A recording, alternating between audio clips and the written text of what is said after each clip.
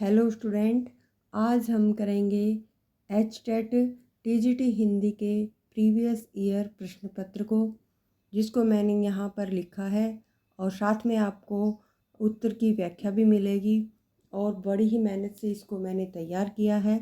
अगर आपको मेरा ये प्रयास पसंद आता है तो आप कमेंट बॉक्स में कमेंट ज़रूर करेंगे ताकि मैं अगली वीडियो आपके लिए बनाऊँ।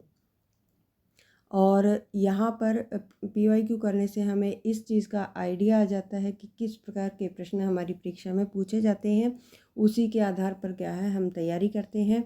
और आप चैनल पर नए हैं तो आपकी जानकारी के लिए बता देती हूँ, मैंने एचटेट के लिए हिंदी साहित्य को कंप्लीट अपने चैनल पर करवाया हुआ है।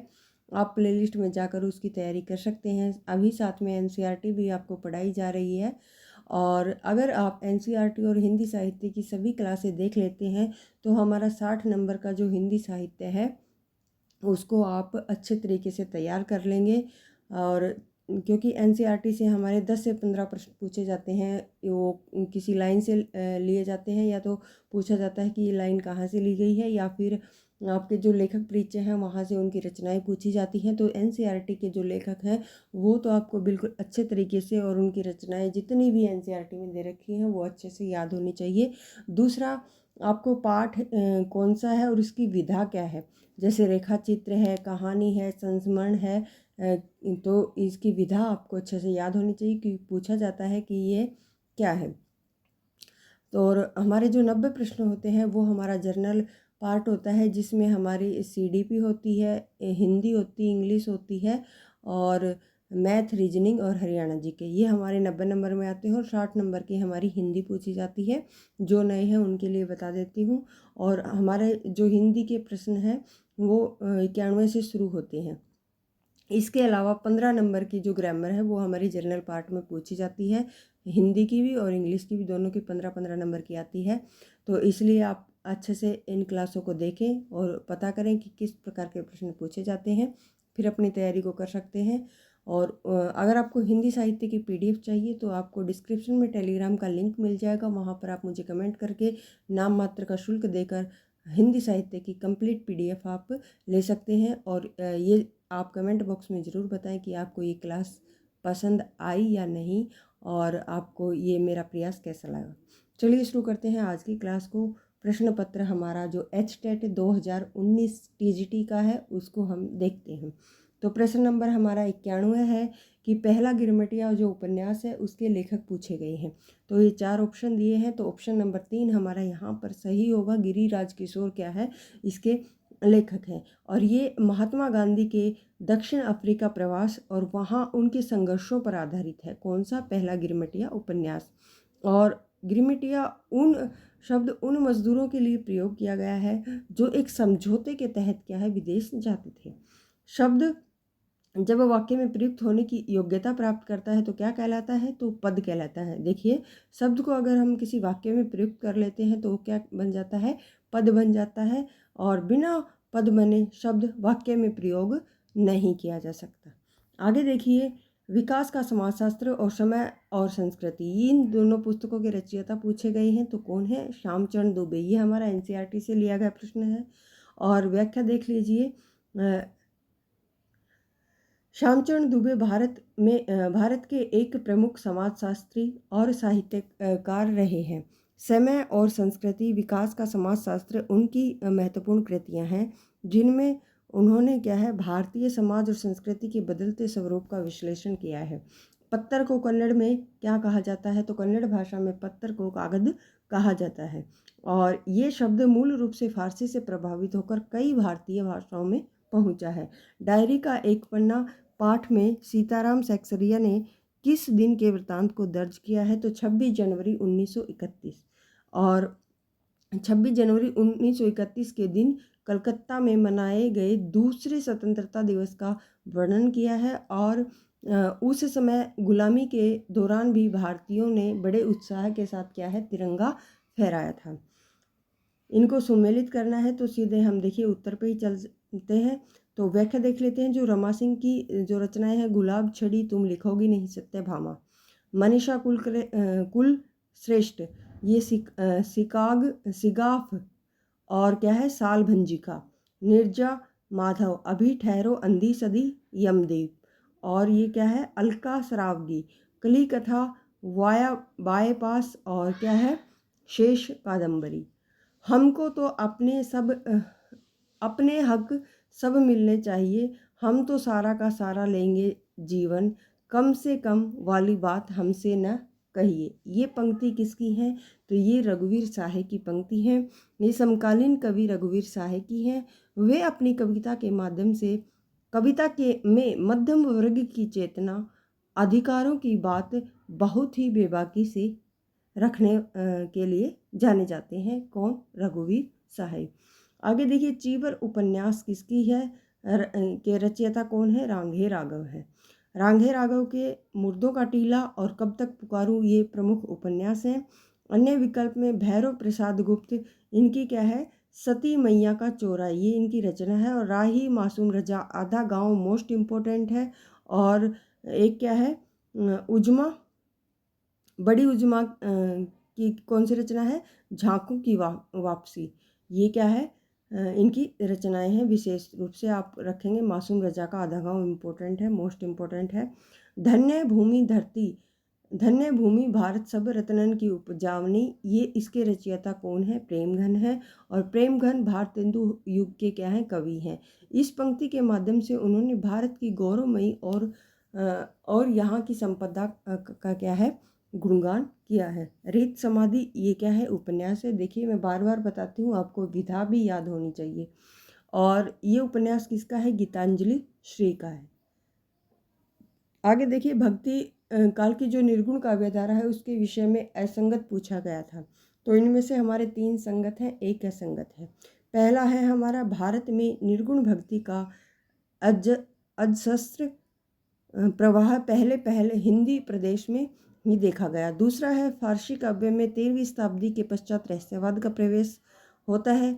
सूफी काव्य का रहस्यवाद प्रगतिशील है, जिसमें ईश्वर के समकक्ष हर जीव को बराबर समझा गया है। निर्गुण काव्यधारा का विभाजन संत काव्यधारा और सूफी काव्यधारा डॉक्टर रामकुमार वर्मा द्वारा किया गया।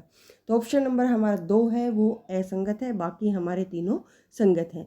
अगला पूछा गया है, तदीय समाज की स्थापना तो भारतेंदु हरिश्चंद्र ने 1873 में की थी। इसका उद्देश्य वैष्णव भक्ति का प्रचार प्रसार करना और समाज में वैचारिक क्रांति लाना था।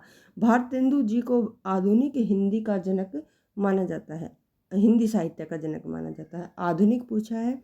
आगे देखिए, नसीहतनामा ग्रंथ के रचयिता कौन है, इम्पोर्टेंट है। ये हमारे गुरु नानक देव जी का क्या है, ग्रंथ है। इसमें क्या है, धार्मिक और नैतिक उपदेशों का संकलन है। अन्य विकल्पों में धर्मदास कबीर के शिष्य थे। दादू दयाल ने दादू पंथ चलाया था। सुंदरदास थे, वो क्या है, निर्गुण संतों में सबसे अधिक शिक्षित और शास्त्रज्ञ माने जाते हैं, इम्पोर्टेंट है। ये पंक्तियों में पूछा गया है कि सुंदरदास क्या थे, सबसे ज़्यादा शिक्षित संत थे। पटाखा जो शब्द है वो कौन सी भाषा का है, तो पश्तो शब्द है, पश्तो भाषा का शब्द है कौन सा, पटाखा। और बाकी अन्य शब्द देखिए, अखरोट, खराटा, तगड़ा जैसे शब्द भी शामिल हैं, ये भी पश्तो में आए हैं। आगे देखिए, ईदम न मम, इसके रचयिता कौन है, भवानी प्रसाद मिश्र है। देखिए ये काव्य कृति अगर आपसे पूछी जाती है तो ये भवानी प्रसाद मिश्र की है। लेकिन अगर आपसे क्या पूछा जाता है, उपन्यास, तो ये मैत्रेयी पुष्पा का है। इदम न मम इसी नाम से क्या है, मैत्रेयी पुष्पा का उपन्यास है। जबकि अगर आपसे काव्य कृति पूछी जाती है तो भवानी प्रसाद मिश्र की होगी। भागवत पुराण में भक्ति के कितने प्रकार बताए गए हैं, तो भागवत पुराण में भक्ति के 9 प्रकार बताए गए हैं। नवधा यानी 9 प्रकार बताए गए हैं, नीचे दिए गए हैं। श्रवण, कीर्तन, स्मरण, पाद सेवन और अर्चन, वंदन, दास्य, सख्य और आत्मनिवेदन, ये सभी क्या है, 9 प्रकार बताए हैं। और रामचरितमानस में भी श्री राम ने सबरी को नवदा भक्ति का उपदेश दिया था। किसने, श्री राम ने, किसको, सबरी को, किसमें, रामचरितमानस में, इम्पोर्टेंट है।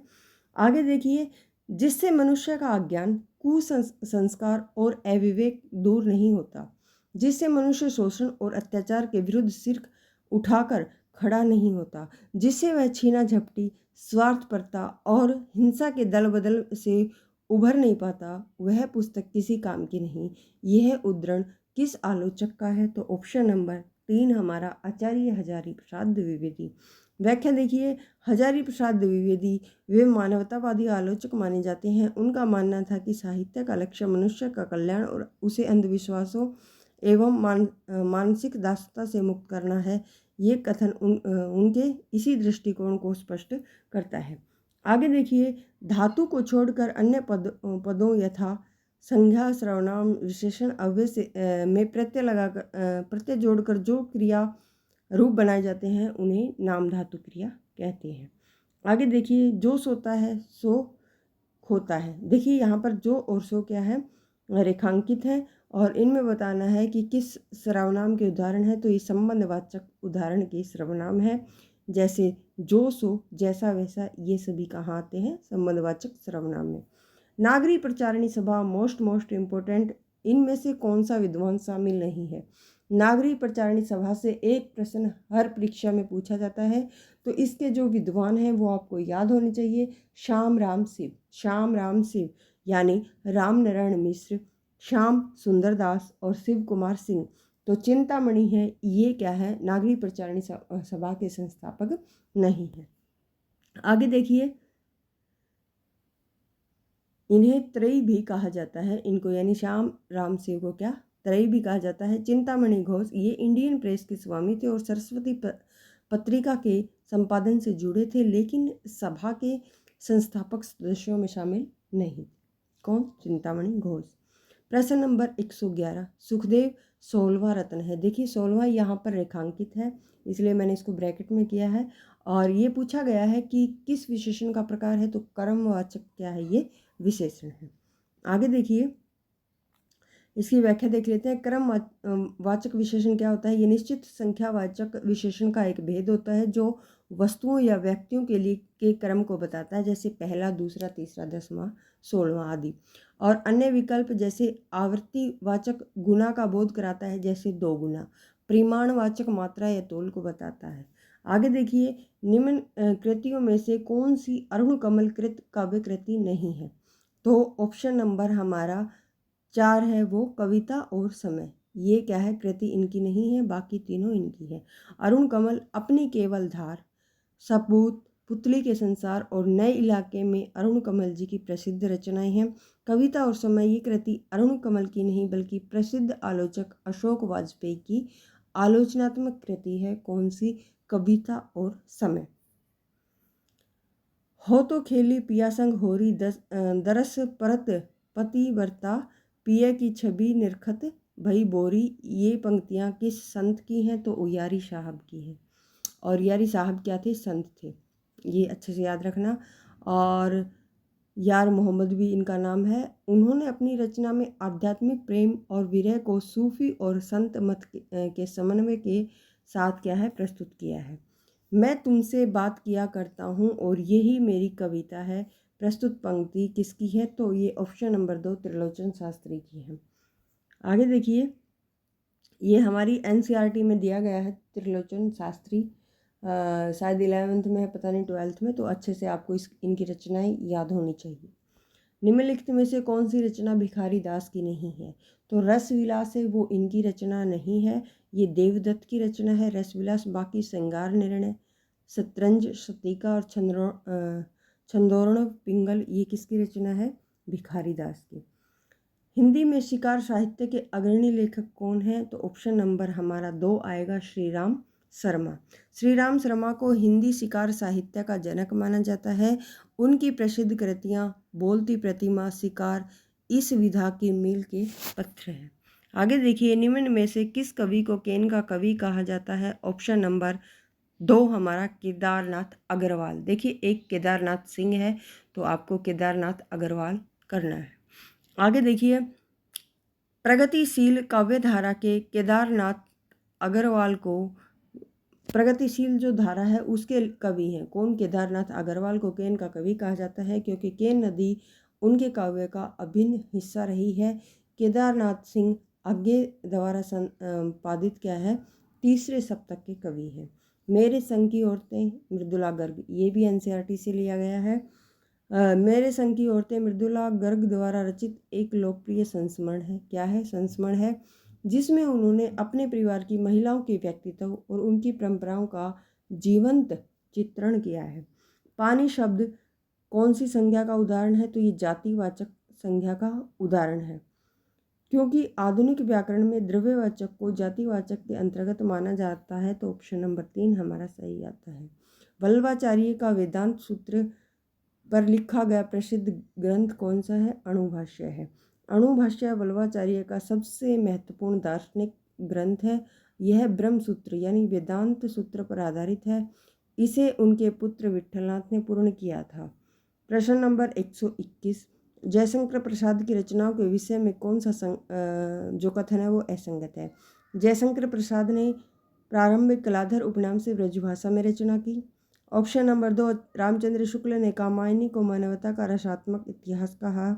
ऑप्शन 3, चित्तवृत्तियों का जो कथानक के पात्र के रूप में अवतरण इस काव्य की अनंतम क्या है? विशेषता है। जयशंकर प्रसाद को कामायनी लेखन की प्रेरणा शतपथ ब्राह्मण ग्रंथ से प्राप्त मानी जाती है। तो ऑप्शन 2 हमारा सही होगा। क्या है? ये असंगत है, बाकी हमारे तीनों क्या हैं? संगत हैं। रामचंद्र शुक्ल ने कामायनी को मानवता का रसात्मक इतिहास कहा है।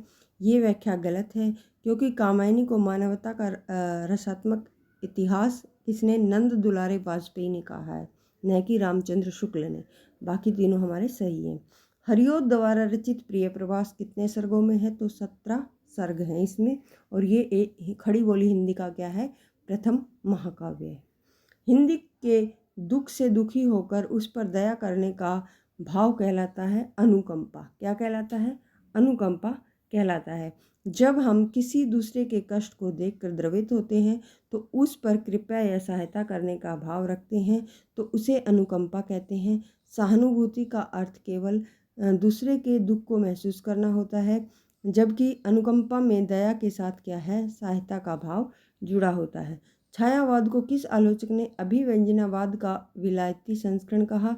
तो ऑप्शन 3 हमारा रामचंद्र शुक्ल ने। रामचंद्र शुक्ल ने छायावाद की तुलना पश्चिम के अभिव्यंजनावाद से की थी, और इसे क्या है? उसका विलायती संस्करण माना जाता है। देखिए, ईटी और ईटी केवल मात्रा का अंतर है। इनके सही अर्थ पूछे गए हैं। तो पहले ईटी का अर्थ होगा भिन्नता, और दूसरी का होगा हमारा क्या? प्रिया। विप्र लंब श्रृंगार में वियोग की कितनी दशाएं मानी गई हैं? तो 10। निम्नलिखित में से कौन सा शब्द जुगनू का पर्यायवाची नहीं है? तो ऑप्शन नंबर 3 हमारा आतप। आतप का अर्थ धूप या गर्मी होता है, जबकि तीनों इंद्रगोप, सोनकिरवा और ज्योतिर्बीज ये किसके हैं पर्यायवाची? ये जुगनू के पर्यायवाची हैं। आगे देखिए, आरोहण, इसका विलोम शब्द पूछा गया था, तो अवरोहण। मधुप उपनाम से कवि ने माइकल मधुसूदन दत्त की रचनाओं का अनुवाद किया। कौन से ने? तो ऑप्शन 3 हमारा मैथिलीशरण गुप्त ने। राष्ट्र कवि मैथिलीशरण गुप्त ने मधुप उपनाम से बंगाली कवि माइकल मधुसूदन की कृतियों जैसे मेघनाथ वध का अनुवाद करते थे। किस नाम से? मधुप। निम्नलिखित में से अशुद्ध जो शब्द है वो छांटना है। तो भवनिष्ठ, तो भावनिष्ठ होता है, न कि भवनिष्ठ होता है। तो ये हमारा क्या है? अशुद्ध है। बाकी गत्यावरोध, प्रोज्वल और प्रज्वलित ये दोनों ही क्या हैं? शुद्ध शब्द हैं। सबसे उत्तम कहानी वह होती है जिसका आधार किसी मनोवैज्ञानिक सत्य पर आधारित होता है। ये कथन किसका है? ऑप्शन 3 प्रेमचंद जी का है। मुंशी प्रेमचंद ने कहानी के स्वरूप पर प्रकाश डालते हुए ये स्पष्ट किया है कि कहानी केवल मनोरंजन के लिए नहीं बल्कि मनोवैज्ञानिक सत्य के उद्घाटन के लिए होनी चाहिए। उनके अनुसार कहानी का उद्देश्य मानव मन की गुत्थियों को सुलझाना है और जीवन के यथार्थ को प्रकट करना है। दलित साहित्य, अनुभव, संघर्ष और यथार्थ के रचयिता कौन है? तो ऑप्शन नंबर हमारा 2 ओम प्रकाश वाल्मीकि। ओम प्रकाश वाल्मीकि दलित साहित्य के अत्यंत महत्वपूर्ण हस्ताक्षर हैं। झूठन जैसी प्रसिद्ध आत्मकथा बहुत ही इम्पोर्टेंट है। झूठन ओम प्रकाश वाल्मीकि की है। उन्होंने आलोचनात्मक कृति दलित साहित्य का सौंदर्य शास्त्र और दलित साहित्य, अनुभव, संघर्ष और यथार्थ जैसी पुस्तकों के माध्यम से दलित चेतना को सैद्धांतिक रूप क्या है? दिया है। जिस अलंकार में काव्य वर्णन वास्तविकता से बहुत दूर चला जाता है कहा जाता है तो उसे अतिशयोक्ति अलंकार कहा जाता है। जब किसी काव्य में किसी वस्तु, व्यक्ति या स्थिति का वर्णन लोक मर्यादा या वास्तविकता से बहुत बढ़ा चढ़ाकर किया जाता है तो अतिशयोक्ति अलंकार होता है। जैसे हनुमान की पूंछ में लगन ना पाई आग, लंका सिगरी जल गई, निशाचर भाग। तो ये क्या है, यहाँ पर अतिशयोक्ति अलंकार है। श्रीधर पाठक की प्रशंसा में किसने श्रीधर सप्तक लिखकर उन्हें हिंदी का भाषा का जयदेव कहा? तो ऑप्शन नंबर 3 हमारा महावीर प्रसाद द्विवेदी। दो बैलों की कथा एनसीईआरटी से ली गई है। तो इसमें जो प्रेमचंद किस विषय को रेखांकित करते हैं? तो ऑप्शन नंबर 3 हमारा कृषक समाज और पशुओं के भावनात्मक संबंध को। प्रेमचंद की यह प्रसिद्ध जो कहानी है, हीरा और मोती दो नाम के बैल होते हैं। हीरा और मोती बैलों का क्या नाम होता है और उनके मालिक का नाम होता है झूरी, उसके अटूट प्रेम को दर्शाती है। ये कहानी दिखाती है कि किसान के जीवन में पशु केवल काम करने का साधन नहीं बल्कि परिवार के क्या है, सदस्य के समान होते हैं। पद्माकर के किस ग्रंथ को श्रृंगार रस का सार ग्रंथ कहा? तो ऑप्शन नंबर 3 हमारा जगत विनोद। रीतिकाल के कवि पद्माकर की रचना जगत विनोद को क्या है, श्रृंगार रस का अत्यंत उत्कृष्ट ग्रंथ माना जाता है। पहले तो आपको पता होना चाहिए किसकी रचना है, तो ये पद्माकर की है। इसमें नायिका भेद और रसों का ऐसा सुंदर वर्णन है कि इसे श्रृंगार रस का सार ग्रंथ माना जाता है। आगे देखिए, मिलान करना है तो हम सीधा उत्तर पे चलते हैं। यह हिंदी की शुरुआती प्रसिद्ध कहानियों का मिलान है। किशोरी लाल गोस्वामी की इंदुमती 1900 को अक्सर हिंदी की पहली कहानी माना जाता है और रामचंद्र शुक्ल की 11 वर्ष का समय 1903 और बंग महिला राजेंद्र बाला घोष इनका दूसरा नाम है। इनकी एक प्रसिद्ध कहानी है दुलाई वाली, ये यूजीसी नेट के पाठ्यक्रम में भी है और इसका समय 1907 है और हिंदी के विकास के महत्वपूर्ण सोपान है। तो आपको अच्छे से याद होनी चाहिए। इंदुमती किसकी है? किशोरी लाल गोस्वामी की रचना है और ये 11 वर्ष का समय ये हमारी रामचंद्र शुक्ल जी की रचना है। दुलाई वाली बंग महिला की, और यहाँ पर आपको राजेंद्र बाला घोष भी मिल सकता है, इम्पोर्टेंट है। आगे देखिए, सच्चा प्रेम वही है जिसकी तृप्ति आत्मबल पर हो निर्भर, त्याग बिना निष्प्राण प्रेम है, करो प्रेम पर प्राण न्यौछावर। ये पंक्ति किस कवि की है? तो ऑप्शन नंबर 3 रामनरेश त्रिपाठी की पंक्ति है और इनकी कविता स्वदेश प्रेम से ली गई है। इस कविता के माध्यम से कवि ने देश प्रेम और त्याग के महत्व को दर्शाया है। रामनरेश त्रिपाठी स्वच्छंदतावाद के क्या हैं, प्रमुख कवि माने जाते हैं। उसी उदार की कथा सरस्वती बखानती, उसी उदार से धरा कृतार्थ भाव मानती, उसी उदार की सदा सजीव कृति कुंजती तथा उसी उदार को समस्त सृष्टि पूजती। ये पंक्तियाँ किस कविता से ली गई हैं? तो मनुष्यता। ये पंक्तियाँ राष्ट्रकवि मैथिली शरण गुप्त द्वारा रचित मनुष्यता की हैं और इसमें कवि ने परोपकार और उदारता को ही सच्चा गुण बताया है और कहा है कि दूसरों के लिए जीता है मरता है वही असली मनुष्य है। सगुण अलंकार सहित दोष रहित जो होई, शब्द अर्थ ताको कवित विबुध कहत सब कोई। काव्य के संदर्भ में उक्त मत किस रीतिकालीन आचार्य का है? तो आचार्य चिंतामणि।